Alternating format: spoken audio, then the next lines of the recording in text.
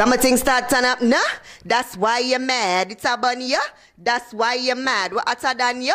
That's why you're mad. Cause your bad mind bad. And that's why you're mad. Boom shots to the world and you don't know it's a girl Tifa representing. All who not like that can go chuck off now the ocean. Boom, but don't talk. I'm not take back the chat Tifa to the world. I hope you don't mind, because we were having this conversation off camera, and like we were talking about, like, I broke my foot and stuff, and then you were telling me about how many times you've had surgery on your legs, and I kind of asked you to hold back not to tell me, because I just don't know why, and now I'm really curious. I know, probably because you're used to it. Like everybody, most people know are like used to it. But if you notice, I don't walk like the regular people. I have like a little cute wine walk. Like, I don't know if you thought I was putting it on, but no. What happened was when my mom was 6 months pregnant, she got stung by a scorpion in her navel, right where it is. So the poison from the scorpion poisoned her, poisoned me. She couldn't eat for the rest of her pregnancy. She basically had lockjaw. She drank what we here call cercity for the rest of her pregnancy. So it ended up giving me a bone disease. It's called Blount's disease. It's where your inner bone grows faster than your outer bone. So my legs were like a diamond, like this. So I used to walk like a crab like this. So I had 3 surgeries to correct it. The last time they stopped the growth in my legs. So if you notice, my arms are a little bit longer than they should be. But they stopped the growth in my legs because they realized that. That's the reason why I had 3 surgeries. Because every time they would straighten them and I'd grow, it grew right back down to this. So they stopped the growth, and now I'm here. That's the end of the story. Wow. I mean, I don't think it's something anybody, I mean, unless you know, like you said. Yeah. But I mean, I definitely didn't know. But it's, I mean, I don't think it's. Scars and everything. And now you're a dancehall artist? Yeah. Did you ever think, like, I mean, did it affect your life? I mean, it must have. I mean, it did, but the thing about it is, like, at home, I didn't know I was different until I like went to school, went out, and people look, whatever. But I didn't really feel. I wasn't made to feel different. And then when I always had friends at school or whatever, and like, you know, I wasn't. They were taught not to tease or not, but I knew something was different. But I wasn't. I don't feel different. And my mom enrolled me in everything. Like, you okay? So you want to dance? Okay, you're gonna do dancing. You want to do acting? Okay, you're gonna do acting. Okay, you want to play hockey? Okay, you can play hockey. Anything. Like, she pushed me to do like extracurricular stuff to like build. She even sent me to etiquette classes to work on my personality and etiquette, because she wanted me like out there. She didn't want me to just be like in the shadows. So I mean it's somewhat, because you know you have those dense people that are very judgmental, and I think even now, especially in dancehall, that's a hurdle that I had to cross, because initially that's what they saw, like, oh, she's too cute to the dancehall, or oh, I like them, nobody now go really. And then, you know, I had to push 300 times harder, not only as a woman, but as somebody that they saw, okay, you have a degree. So somebody with a degree does dancehall. So somebody that lives where she lives does dancehall. So somebody that walks the way she walks does dancehall. You know what I mean? So I had to break that barrier down. And a lot of people, I think, especially in the industry, are surprised at the fact that I am where I am today. Mind you, I'm not where I'd want to be, but I'm grateful. Like, I am one of the powerhouses female-wise in the industry, and I think that kind of caught everybody off guard, like, whoa, you know. But I'm here, and that's all that matters. And yeah, I mean, like you're saying, you went to school, you enrolled in everything. I mean, it's an unusual background for a dancehall artist, because the typical thing that you think of dancehall is very street, and it's very male dominated, and you know, so how did you even just get into that whole thing? Well, the thing about my life is that it's weird, and I think this is one of the things that sets me apart from other dancehall artists, is that 95% of dancehall artists, if that percentage is correct, come from humble beginnings, right? But I do have that uptown, downtown, you know, the ghetto life as well, as because my mother worked her ass off. Can I say ass? My mother worked her ass off to have everything that she has, and I'm her only child, so she's going to provide everything possible. You know what I mean? The best schools, the best. And as I said, she always enrolled me in like the choirs and the dance troops and so on and so forth. And when I was living with my grandmother, she had a bar downtown. Like, I was not used to music, or not ever around music, because she had a bar, and of course, you know, Jamaicans have them round robin, and every Friday sound string up, and it's right there on 91 Duke Street, as ironic as it might sound, or contrasting, right across from the synagogue, but it's Friday. I went at the ghetto, so, you know, music I go string up then a Mark Lane or, you know what I mean? And I had, my mother used to go to parties. I grew up seeing my mother getting ready. And she telling me, go to your bed, go to your bed. You know what I mean? I grew up seeing her on the dancehall tape. So them used to wear frill and silver and gold and the excitement. So, I mean, it's not nothing new to me. And then, my mother and my father broke up. And my mother started to date my stepdad. And he's actually a producer.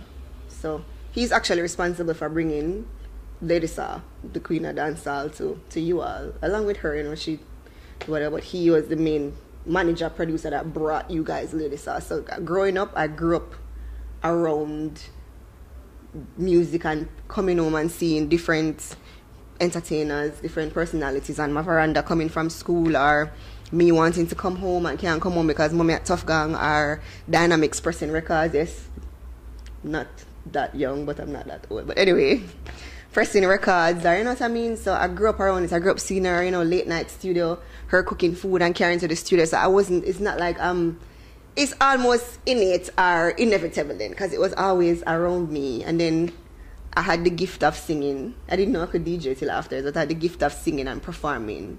And she enrolled me into a performing arts group. So from the ages of like 12 to 18, I would tour with them, the States, the Caribbean, here in Jamaica. So basically I'm doing what I'm doing now, but I was doing back then, but as a solo artist. So I have like formal training, and so it's almost inevitable.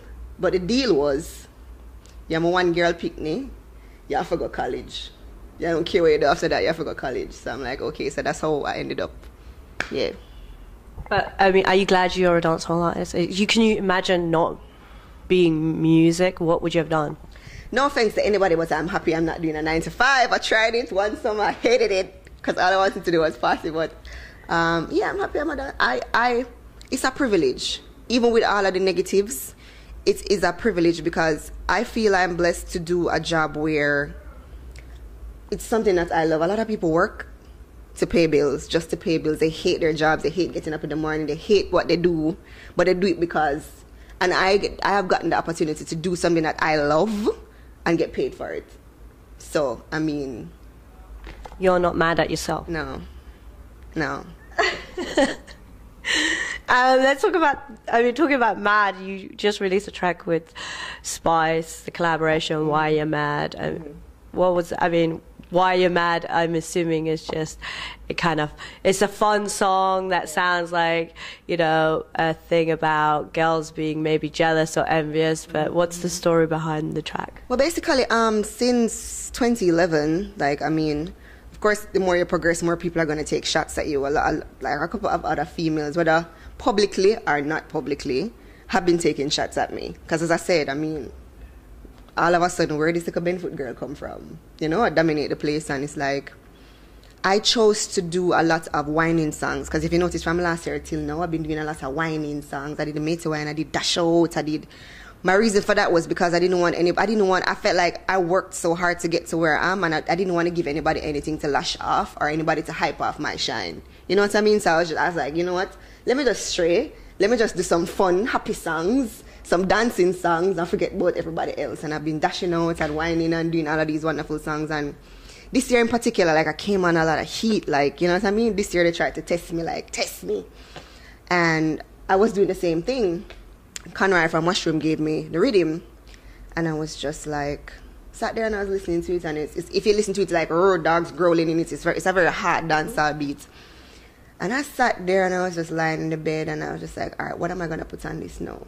With whining out 2011, whining out 2012, what am I going to put on this now? And I was just like, I'm a writer, and I don't see why I should limit myself because of other people. You know what I mean? If I write how I feel, so if this is how I feel now, this is what I should write. And then I sat there and it's like I got an epiphany, and I was just like, why is everybody so mad?